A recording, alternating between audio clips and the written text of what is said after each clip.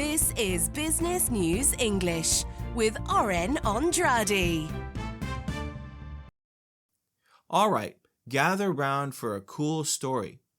So there's this awesome fast food joint called Wendy's. In 2017, someone on Twitter goes, "Hey, is your beef really frozen?" Guess what Wendy says? "Our beef is too cool to freeze." And bam, the internet party started. Wendy's threw around phrases like beef is too cool and way too fresh. People ate it up, loving the online banter. It's like this massive online bash. Wendy's social media team rocks, proving internet talk can be a blast. No crying over spilled milk here. When people crack jokes, Wendy doesn't sweat it.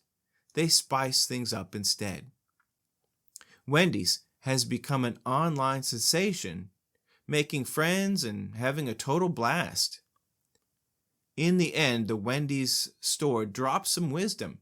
Be yourself, keep it funny, don't be too serious. Your internet journey can be a wild adventure. So don't be a couch potato. Jump in and join the fun.